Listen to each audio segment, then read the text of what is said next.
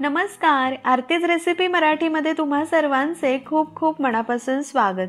तर सर्वप्रथम माझ्या संपूर्ण यूट्यूब फॅमिलीला दसऱ्याच्या विजयादशमीच्या खूप खूप खूप साऱ्या शुभेच्छा।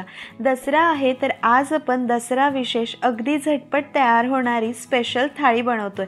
ही स्पेशल थाळी फक्त 1.5 तासात बनून तयार होते। सर्व पदार्थ चवीला अप्रतिम उत्तम लागतात। थाळीमध्ये restaurant style perfect creamy soft veg kofta curry आहे, सोबतच अवीट गोडीची सुमधुर खीर आहे आणि बरंच काही आहे। संपूर्ण रेसिपी शेवटपर्यंत नक्की बघा। तर सर्वप्रथम आपण खीर बनवून घेऊया। तर आपण शेवयांची खीर बनवतोय। शेवयांची खीर कितीही घाई गडबडीत केली तरी अगदी परफेक्ट होते आणि सर्वांनाच फार आवडते। 2 चमचे तूप घेतले, त्यामध्ये काजू बदामचे काप घालायचे। इथे तुम्ही आवडीनुसार चारोळी बेदाणे देखील घालू शकतात। आता हे काजू बदाम छान सोनेरी रंगावरती परतून यांना काढून घ्यायचे आहे। काजू बदाम छान परतून काढले। आता ह्याच तुपामध्ये अर्धा कप आपल्याला शेवया घालायच्या। तर खिरीसाठी ज्या या भाजलेल्या ब्राऊन शेवया मिळतात त्या मी अर्धा कप घेतलाय। तुम्ही याऐवजी ज्या उपम्यासाठी शेवयांच्या भातासाठी पांढऱ्या शेवया मिळतात त्या वापरल्या तरीही चालेल। आता ह्या शेवया मंद आचेवरती चांगल्या फुलेपर्यंत भाजून घ्यायच्या। ह्या शेवया आधीच भाजलेल्या असतात म्हणून पटकन अशा फुलतात आणि पटकन भाजल्या जातात। पण जर तुम्ही पांढऱ्या शेवया वापरल्या तर तुम्ही त्यांना चांगल्या लालसर होईपर्यंत भाजून घ्यायच्या आहे। तर इथे बघू शकता शेवया व्यवस्थित फुलल्या, छान भाजून घेतल्या। आता यामध्ये गरम करून घेतलेलं अर्धा लिटर दूध घालायचं। दूध घालताना गॅस अगदी मंद ठेवायचा, कारण शेवया चांगल्या भाजलेल्या असतात आणि दूधही आपण गरम घालतोय तर हे पटकन वरती उतू जाण्याची शक्यता असते, म्हणून थांबून दूध घाला। तर अर्धा कप शेवयासाठी अर्धा लिटर दूध अगदी परफेक्ट प्रमाण आहे। या दुधाला एक चांगली उकळी येऊ द्यायची आहे। तर इथे बघू शकता दुधाला मस्त अशी उकळी काढून घेते आणि दुधाला चांगली उकळी आलेली आहे। आता आपल्याला यामध्ये साखर घालायची। तर मी 4 ते 5 चमचे साखर घालते। तुम्ही आवडीनुसार कमी जास्त करू शकतात। 3 अख्ख्या वेलची घालते। तुम्ही अख्ख्या वेलचीऐवजी वेलची पावडर घातली तरीही चालेल, पण मला अख्ख्या वेलचींची चव जास्त छान वाटते। तिच्या सालाचीही चव खूप छान उतरते। नंतर सर्व करताना मी त्या वेलची काढून घेते। रंग सुरेख यावा म्हणून केशर काढा घातलाय, अगदी ऑप्शनल आहे। आता मंद आचेवरती खीर आपल्याला छान अशी शेवया शिजेपर्यंत आणि दूध आटेपर्यंत शिजवून घ्यायची। एक 8 ते 10 मिनिटात खीर बनून तयार होते। बघू शकता एक 8-10 मिनिटांमध्ये खीर बनून तयार आहे। परफेक्ट अशी शिजली आहे, शेवयाही छान शिजलाय आणि कन्सिस्टन्सी परफेक्ट आहे। वरतून पिस्ता आणि ड्रायफ्रुट्स घालायचे। यापेक्षा खीर जास्त घट्ट करायची नाही, नाहीतर ही गार झाल्यानंतर अजून थोडी दाटसर होते। मस्त अशी सुमधुर शेवयांची खीर बनून तयार आहे। गॅस बंद करून हिला बाजूला ठेवूया आणि आता आपण वेज कोफ्ता करी करूया। तर कोफ्ता करी 2 पार्टमध्ये केली जाते। तर एकतर तिची ग्रेव्ही बनवली जाते आणि दुसरे म्हणजे कोफ्ते। सर्वात आधी आपण ग्रेव्हीची तयारी करूया। 1 मोठा चमचा तेल गरम केलाय, त्यामध्ये 1 इंच दालचिनी, 3 हिरव्या वेलची, 2 तमालपत्र घालायचे, मोठे असेल तर 1-2च घालायचे। त्यासोबत जिरे घालायचे आहे आणि 10 ते 12 काजू घालायचे, 7-8 लसूण पकड्या आणि 1 इंच साल काढून घेतलेलं आलं घालायचं। काजू आता थोडासा सोनेरी होईपर्यंत लसूण आणि सर्व जिन्नस परतून घ्यायचे। छान असं परतून झाल्यानंतर 3 मध्यम आकाराचे कांदे रफली चिरून घेतले ते घालायचे। कांदे आता आपल्याला हलकेसे नरम दिसेपर्यंत मध्यम आचेवरती परतून घ्यायचे आहे। कांदे खूप लाल करायचे नाही, कारण कोफ्ता करी 2 पद्धतीने केली जाते। एकतर कोफ्ता करी व्हाईट ग्रेव्हीमध्ये केली जाते आणि दुसरी म्हणजे आपली रेग्युलर रेडिश ऑरेंज ग्रेव्हीमध्ये। तर आपण आज छान अशी रेडिश ऑरेंज ग्रेव्ही करतोय म्हणून कांदे ब्राऊन होऊ द्यायचे नाही। कांदे जर खूप ब्राऊन झाले तर ग्रेव्हीचा कलर हवा तसा येणार नाही, म्हणून कांदे फक्त नरम दिसेल इतपतच परतून घ्यायचे आहे। तर तुम्ही बघू शकतात मी इथे कांदा हलका हलका नरम गुलाबीसर दिसू लागलाय इतका परतून घेतला। आता यामध्ये 2 मोठ्या आकाराचे चिरून घेतलेले टोमॅटो घालायचे। टोमॅटो लहान असेल तर 3 घेतले तरीही चालेल। थोडंसं मीठ घालायचं म्हणजे टोमॅटो पटकन शिजले जातात। सर्व जिन्नस एकजीव करायचे आणि यामध्ये 2 चमचे पाणी घालायचे। फक्त 2 चमचे पाणी घालायचं, जास्त पाणी घालण्याची गरज नाही। आता यावर झाकण ठेवून मंद आचेवर टोमॅटो नरम होईपर्यंत आपण शिजवून घेऊया। एक 4 ते 5 मिनिटं लागतात। इथे बघू शकता टोमॅटो चांगला नरम झालेला आहे। झाकण काढून एकदा मिक्स करूया। गॅस बंद करून हे ग्रेव्हीचं संपूर्ण साहित्य गार होऊ देऊया। तोपर्यंत आपण कोफ्ते तयार करून घेऊया। तर वेज कोफ्ता करी करण्यासाठी आता आपण कोफ्ते बनवतो। तर कोफ्ते बनवण्यासाठी 3 मध्यम आकाराचे बटाटे उकडून संपूर्ण गार करून त्यांची साल काढलेली आहे। त्यामध्ये आपल्याला 100 ग्रॅम पनीर घालायचं आहे आणि त्याचसोबत काही भाज्या घालायच्या आहे, त्या म्हणजे अगदी छोटासा गाजरचा तुकडा, त्याचसोबत अगदी छोटासा फ्लावर आणि थोडासा पानकोबी. भाज्या अगदी कमी घ्यायच्या. यांना एखाद्या चॉपरने चिरून घेतल्या किंवा किसून घेतल्या तर फक्त अर्धी वाटी व्हायला हव्या इतक्याच घ्यायच्या.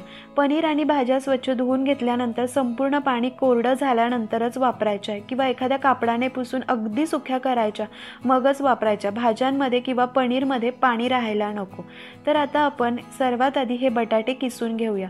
तर कोफ्ते करताना बटाटे उकडून झाल्यानंतर संपूर्ण गार असावे आणि बटाट्यांमध्ये जास्त पाणी भरलेलं नसावं, जास्त मॉइश्चर नसावं. बटाटे पटकन उकडले की पाण्यातनं काढून गार करायचे. वाफेवर उकडून घेतले तर जास्तच चांगलं. तीनही बटाटे छान किसून घेतले. आता हे 100 ग्रॅम पनीरही आपल्याला किसून घ्यायचं आहे. पनीर जर स्वच्छ धुवून घेतलं तर त्याला कापडाने पुसून अगदी कोरडं करायचं आणि मगच वापरायचं. हा छोटासा फ्लावरचा तुकडा देखील किसून घ्यायचा आहे. फक्त याची वरची फुलं किसायची, देठं घ्यायची नाही. तर या पद्धतीने फ्लावर देखील छान असा किसून घेते. तुम्ही फ्लावर, गाजर आणि कोबी चॉपरमध्ये बारीक चिरून घेतलं तरीही चालेल, पण भाज्यांचं प्रमाण जास्त घ्यायचं नाही. त्याचसोबत गाजरचा तुकडाही छान किसून घेऊया, पण याचा मधला पिवळा भाग किसायचा नाही, बाजूबाजूचा साईडचाच भाग किसून घ्यायचा. तसेच कोबी देखील आपण किसून घेणार आहे. त्याऐवजी कोबी तुम्ही बारीक चिरून घेतला तरीही चालेल. संपूर्ण भाज्या, पनीर आणि बटाटा छान असा किसून झाला. यामध्ये मसाले घालूया. तर मसाल्यांमध्ये आपल्याला अर्धा टीस्पून यामध्ये लाल तिखट घालायचं आहे. अगदी थोडीशी हळद घालायची आहे.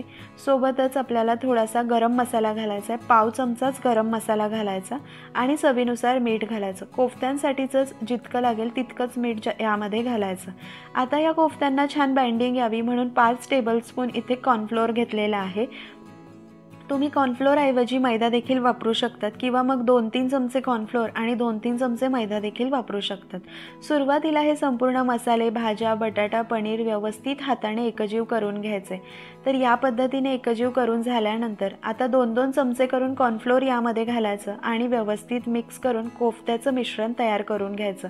कोफ्त्याचं मिश्रण तयार करताना एक काळजी आवर्जून घ्यायची, म्हणजे भाज्यांमध्ये, पनीरमध्ये जास्त मॉइश्चर नको. जर जास्त मॉइश्चर असलं तर मग आपल्याला कॉर्नफ्लोअरचं प्रमाण वाढवावं लागतं. तुम्ही तुमच्या अंदाजानुसार कॉर्नफ्लोअर यामध्ये अजून थोडंसं वाढवलं तरीही चालेल. इथे मला 5 टेबलस्पून कॉर्नफ्लोअर अगदी परफेक्ट प्रमाण झालं होतं.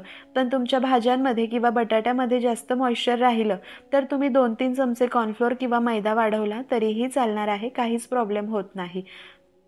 तर इथे मी संपूर्ण कॉर्नफ्लोअर घालून आता हे मिश्रण तयार करून घेते. हे मिश्रण सॉफ्टच राहतं, खूप काही घट्ट आपल्या कणकेसारखं होत नाही. तर हलक्या हाताने व्यवस्थित मिक्स करून घेतलेलं आहे. या पद्धतीने छान आता संपूर्ण मिक्स करून घेते. इथं आपलं कोफ्त्यांचं मिश्रण तयार आहे. कोफ्ते तयार करून घ्यायचे. कढईत तेल गरम करायला ठेवलंय कोफ्ते तळण्यासाठी आणि लगेच कोफ्ते तयार करायचे. मिश्रण तयार झाल्या हाताला तेल लावायचं आणि छान असे गोल गोल कोफ्ते तयार करून घ्यायचे.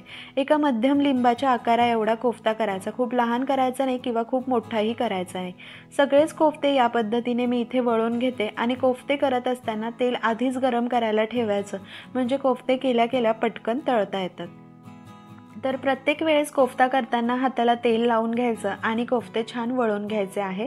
तर संपूर्ण कोफ्ते मी इथे छान वळून घेते. तर इथे मी अर्धे कोफ्ते करून घेतलेले आहे. यांना आपण तळायला घालूया आणि तळेपर्यंत उरलेले कोफ्ते मी नंतर तयार करून घेईल. इतक्या मिश्रणामध्ये 14 ते 15 मध्यम आकाराचे कोफ्ते तयार झाले होते. तर कोफ्ते तळण्यासाठी तेल चांगलं गरम असावं. गॅस मध्यम ठेवायचा आणि एका वेळेला जास्त कोफ्ते घालायचे नाही.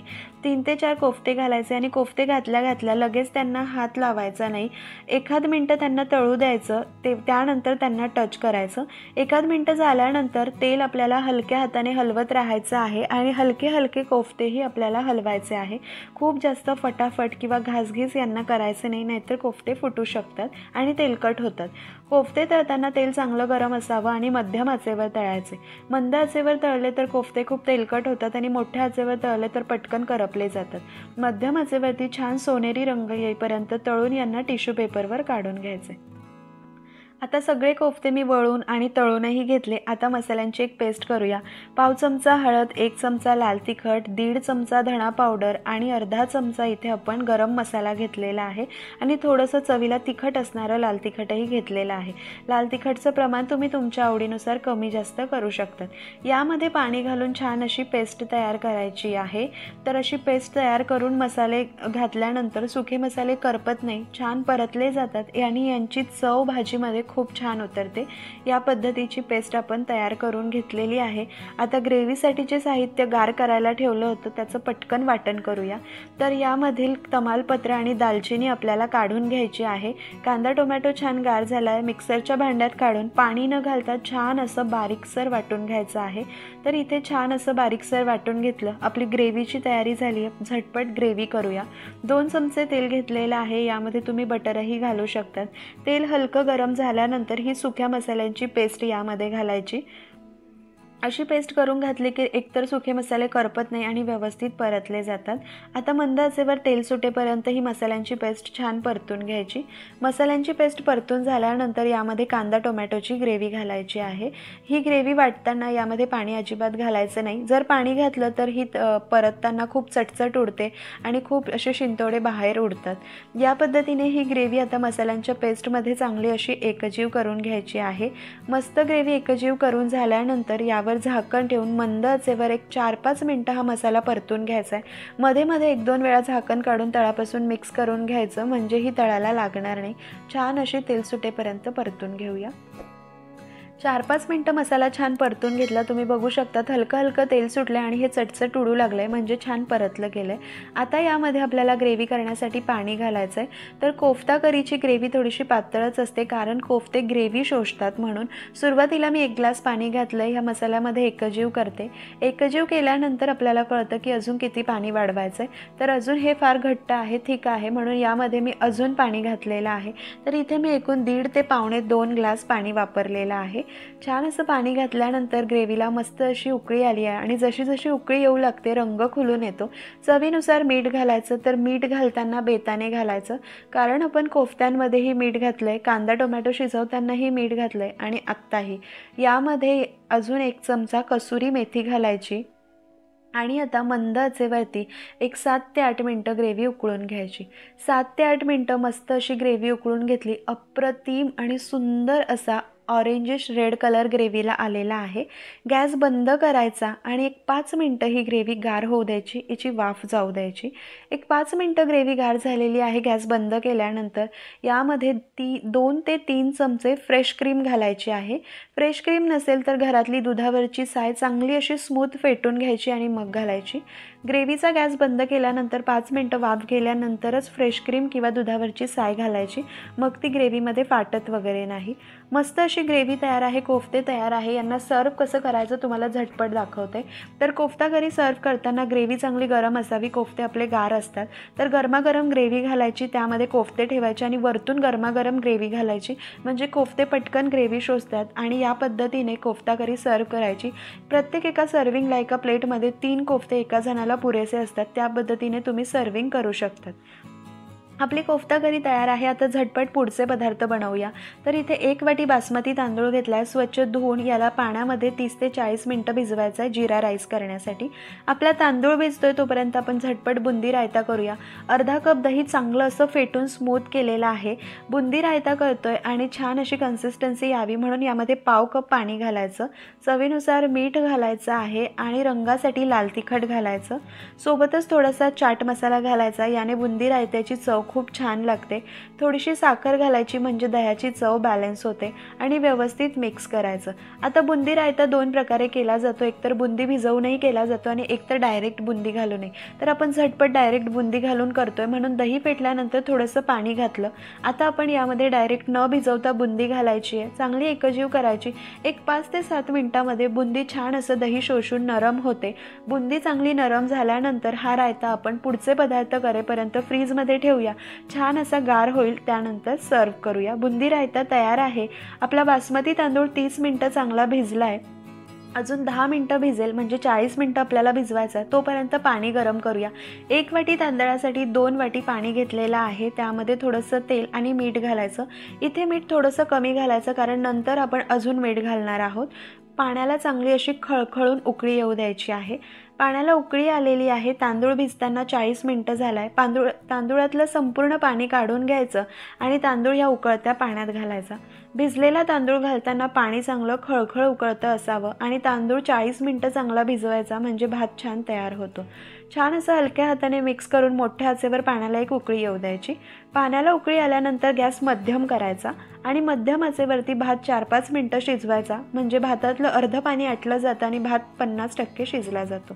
4-5 मिनटं मध्यम आचेवर शिजवल्यानंतर बघू शकतात अर्ध पाणी आटलेलं आहे. भातही छान असा अर्धा शिजला गेला आहे. एकदा मिक्स करायचं. आता गॅस अगदी मंद करायचा. झाकण ठेवून एक 6 ते 7 मिनटं मंद आचेवर भात शिजवायचा. एक 6 ते 7 मिनटं भात छान शिजवून घेतला. बघू शकतात परफेक्ट असा भात शिजलाय, अगदी मोकळा सुटसुटीत झालाय. 1 वाटी तांदळासाठी 2 वाटी पाणी अगदी परफेक्ट प्रमाण आहे. गॅस बंद करून लगेच हा भात एका ताटात काढून घ्यायचा. ज्या भांड्यात शिजवलाय त्यामध्येच ठेवायचा नाही, नाहीतर त्याच गरमीमध्ये तो अजून मऊ होत जातो. आता हा भात एका ताटात काढल्यानंतर संपूर्ण गार करून घ्यायचा आहे. फॅनखाली याला संपूर्ण गार करून घेऊया. इथे बघू शकतात भात छान गार झालाय, अजून मोकळा सुटसुटीत झालाय. याला परफेक्ट रेस्टॉरंट स्टाईल तडका देऊया. तेल गरम केलंय, त्यामध्ये 1 चमचा जिरे घालायचे. जिरे चांगले फुलू द्यायचे आणि त्यामध्ये कोथिंबीर घालायची. कोथिंबीर थोडीशी परतून झाली की लगेच यामध्ये तयार करून घेतलेला भात घालायचा. तर भाताला फोडणी देण्याआधी किंवा हा तडका देण्याआधी भात संपूर्ण गार करावा. भात घातल्यानंतर याला फोडणीमध्ये चांगला एकजीव करायचा आणि यामध्ये आता मीठ घालायचं आहे. तर असं वरतून थोडंसं मीठ घातलं की जिरा राईसला परफेक्ट अशी चव लागते. म्हणून भात शिजवताना मी सांगितलं होतं की अगदी कमी मीठ घाला आणि आत्ता आपण थोडंसं अजून मीठ घातलं आहे. एक 2-3 मिनटं परतून घ्यायचं. मस्त हिरवीगार कोथिंबीर घालायची. जिरा राईस तयार आहे. झटपट आता कोबीची भाजी करून घेऊया. तर कोबीची भाजी चवीला अप्रतिम लागतात आणि अगदी कुरकुरीत होतात. नक्की ट्राय करा. लांबसर असा बारीक कोबी चिरून घेतला आहे. चवीनुसार मीठ घालायचं. मीठ लावून 5 मिनटं ठेवायचं. याला चांगलं असं पाणी सुटतं. 5 ते 10 मिनटं कोबी मीठ लावून ठेवला. छान पाणी सुटलं. त्यामध्ये लसूण मिरची आल्याचा ठेचा घालायचा. हळद घालायची. रंगासाठी लाल तिखट घालायचं आहे आणि 1 चमचा धणा पावडर घालायची. सर्व मसाले कोबीमध्ये चांगले एकजीव करून घ्यायचे आहे. कोबीला मसाले लागल्यानंतर भजी छान कुरकुरीत व्हावीत म्हणून 2 चमचे कॉर्नफ्लोअर घालणार आहे. याऐवजी तांदळाचं पीठ घातलं तरीही चालेल. मस्त असं एकजीव करून घ्यायचं आणि यामध्ये आता मी अर्धी वाटी बेसन पीठ म्हणजे चणा डाळीचं पीठ घालणार आहे आणि हाताने व्यवस्थित मिक्स करून घ्यायचं. कांदा भजी खेकडा भजी करताना आपण जसं मिक्स करतो ना अगदी त्याच पद्धतीने. आता परत थोडासा कोबी दिसतोय म्हणून अजून पाव वाटी मी यामध्ये बेसन घालते. एकूण मी पाऊण वाटी बेसन वापरलेलं आहे. तुम्ही तुमच्या गरजेनुसार बेसन कमी जास्त करू शकतात. माझा ओवा घालायचा राहिला होता म्हणून थोडासा ओवा आणि अगदी 1-2 चमचे पाणी घातले आणि व्यवस्थित मिक्स करायचं. कोथिंबीर घालून झटपट भजी तळून घेऊया. तेल चांगलं कडकडीत गरम केलंय. गॅस मोठा ठेवायचा आणि यामध्ये भजी सोडून मध्यम ते मोठ्या आचेवरती चांगली अशी सोनेरी होईपर्यंत कुरकुरीत होईपर्यंत तळून घ्यायची. ही भजी नक्की ट्राय करा. चवीला अप्रतिम लागतात. मस्त अशी आपली कुरकुरीत कोबीची भजी देखील बनून तयार आहे. आता झटपट आपण त्रिकोणी पराठे करूया. तर रेग्युलर चपातीचं जसं पीठ भिजवतं तसंच भिजवून ठेवलं होतं आधीच. छोटासा गोळा घ्यायचा. सुकं पीठ लावून फुलका इतकं लाटायचं. त्यावरती तूप लावायचं. थोडंसं सुकं पीठ भुरभरायचं आणि घडीची चपाती करतो अगदी त्याच पद्धतीचा गोळा करून घ्यायचा. कडा व्यवस्थित बंद करायच्या आणि सुकं पीठ लावून मस्त असा त्रिकोणी पराठा लाटून घ्यायचा. तर त्रिकोणी पराठ्याचा आकार मस्त तयार करायचा. आकार बिघडू द्यायचा नाही. स्पेशल थाळीमध्ये असा वेगळ्या प्रकारचा पराठा किंवा फुलके वगैरे असले की छान वाटतं. पुरी तर आपण रेग्युलर करतच असतो. हा त्रिकोणी पराठा छान दिसावा म्हणून वरतून कोथिंबीर घालायची आणि मोठ्या आचेवरती दोन्ही बाजूने छान असा भाजून घ्यायचा. हा त्रिकोणी पराठा मस्त टम्म असा फुगला जातो. मस्त असे त्रिकोणी पराठे तयार करून घेतले आणि इथे आपली झटपट तयार होणारी स्पेशल थाळी बनून तयार आहे. परफेक्ट रेस्टॉरंट स्टाईल क्रीमी ग्रेव्हीचे मौसूद कोफ्ता करी तयार आहे. खीर तयार आहे. रायता आहे. सलाद, भजी, पापड, त्रिकोणी पराठे, जिरा राईस. नक्की ट्राय करा. थाळी कशी वाटली कमेंट करून सांगा. आवडली तर लाईक करा, शेअर करा, चॅनलला सबस्क्राईब करा.